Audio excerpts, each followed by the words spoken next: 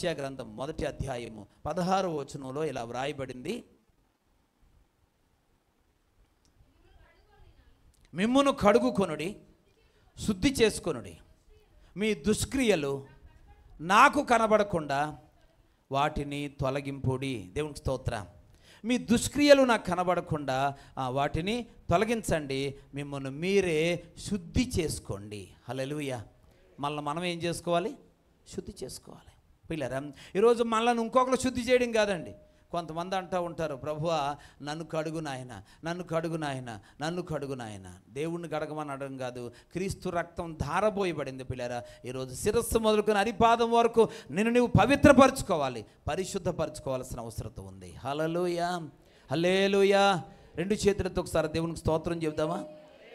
ప్రతి ఒక్కరూ కూడా 7వదిగా మనల్ని మనమే శుద్ధి చేసుకోవాల్సినటువంటి అవసరత ఉంది. అపోస్తలుడైన పౌలు కొరింథీ సంఘానికి రాసిన మొదటి పత్రిక 6వ అధ్యాయం 11వ వచనం చూస్తే, కొరింథీ సంఘానికి రాసిన మొదటి పత్రిక 6వ అధ్యాయం 11వ వచనంలో, మీలో కొందరు అట్టివారై ఉంటిరి కానీ ప్రభు అయిన యేసుక్రీస్తు నామమును మన దేవుని ఆత్మయందును మీరు కడుగుబడి పరిశుద్ధపరచబడిన వారై నీతిమంతులుగా, ఆత్మయందు కడగబడి పరిశుద్ధపరచబడిన వారై మీరందరూ కూడా నీతిమంతులుగా తీర్చబడాలి. హల్లెలూయా, హల్లెలూయా.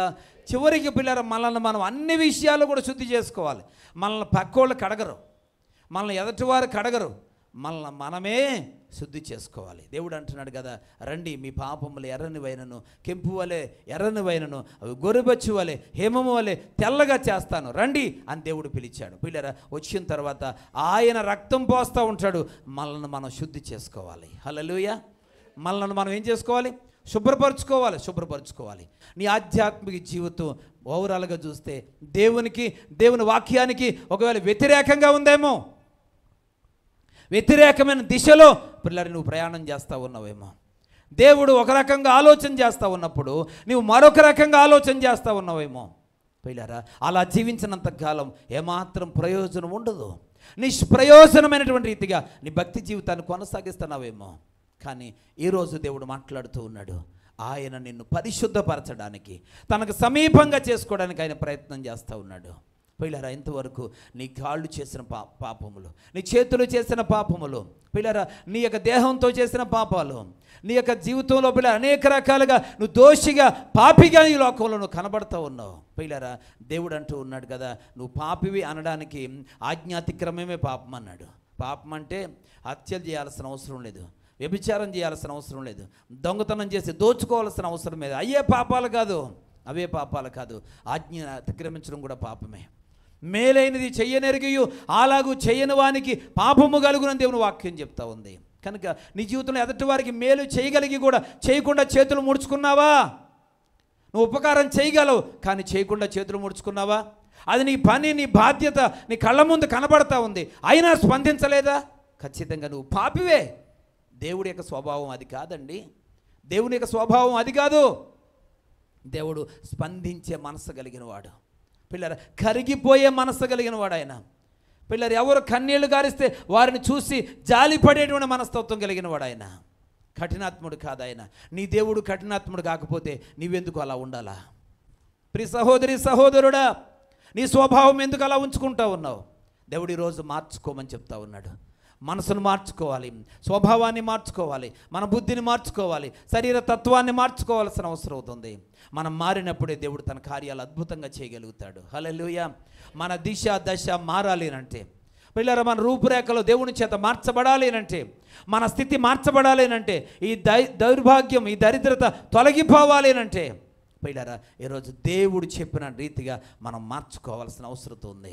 నేను ఇప్పుడు ఇలాగే ఉంటానండి అంటే, నువ్వు అలాగే ఉంటే ఈరోజు నీ నాన్న వారందరూ నీకు దూరం అవుతూనే ఉంటారు. ఎంతమందిని దూరం చేసుకుంటావు? ఎంతమందిని శత్రువులుగా చేసుకుంటావు? పిల్లరా, ప్రేమను నింపుకోవా? హృదయం నిండా కూడా ప్రేమను నింపుకోవా? మంచి మాటలను నోటి నిండా నింపుకోవా? ఈరోజు కళ్ళతో ప్రతిదాన్ని మంచిగా చూసేటువంటి స్వభావాన్ని నువ్వు తెచ్చుకోలేవా? శ్రేష్టమైన మాటలను వినే చెవులుగా నీ చెవులను సిద్ధం చేసుకోలేవా? పిల్లరా, ఈరోజు నీ చేతులతో అనేక మందికి దాన ధర్మాలు చేసి ఉపకారం చేసి మేలుకరమైన కార్యక్రమాలు జరిగిస్తూ అపవిత్రమైన చేతులతో జోడించి ప్రార్థన చేస్తూ అపవిత్రమైన చేతులతో చేతులెత్తి దేవుని స్తుతిస్తూ అపవిత్రమైన చేతులతో దేవుని ఆరాధిస్తూ పిల్లరా నీ చేతులను ఆ విధంగా సిద్ధం చేసుకోలేవా? ఎంతకాలం అపవిత్రమైనటువంటి వాటితే ఈ దేహాన్ని నింపుకొని అటువంటి అపవిత్రమైన దేహంతోనే జీవిస్తూ ఉండగా దేవుడి దృష్టిలో దోషిగా కనబడుతూ ఆయనకు దూరంగా ఉంటావు, లేక ఆయనకి దూరం అయిపోతావు. ప్రియ సహోదరి సహోదరుడా, ప్రత్యేకంగా దేవుడు నీతో మాట్లాడుతూ ఉన్నాడు. ఆయన నీతో కలిసి ఉండాలనుకుంటున్నాడు, ఆయన నీలో ఉండాలనుకుంటూ ఉన్నాడు. కనుక నీ ఆధ్యాత్మిక జీవితంలో కొన్ని మార్పులు చేసుకొని ఖచ్చితంగా వాక్యానికి లోబడు. నీ దేహాన్ని శిరస్సు మొదలుకొని అరిపాదం వరకు నీలో ఉన్న ప్రతి అవయవాన్ని కూడా క్రీస్తు రక్తంతో కడగమని ప్రాధేయపడదాం. ఈరోజు మనము చేసిన దోషాల కోసమే ఈ చేతులతో చేసిన దోషాల కోసం ఆయన చేతిలో మేకులు వేయబడ్డాయి. ఈ కాళ్ళతో నడిచి చేసిన పాపాల కోసం ఆయన కాళ్ళలో మేకులు వేయబడ్డాయి. పిల్లరా, ఈరోజు మనసులో రకరకాల కుట్రపూరితమైన ఆలోచనలు, రకరకాల ఆలోచనలు, అన్యాయపు ఆలోచనలు, పిల్లరా ఇలాంటి దుర్మార్గమైనటువంటి ఆలోచనలను బట్టి ఆయన శిరం మీద, ఆయన తల మీద ముండ్ల కిరీటం మొత్తబడింది. పిల్లరా, పాపపు పడకల కోసం పిల్లరా ప్రక్కలో బల్లిపు పోటు పొడవబడింది.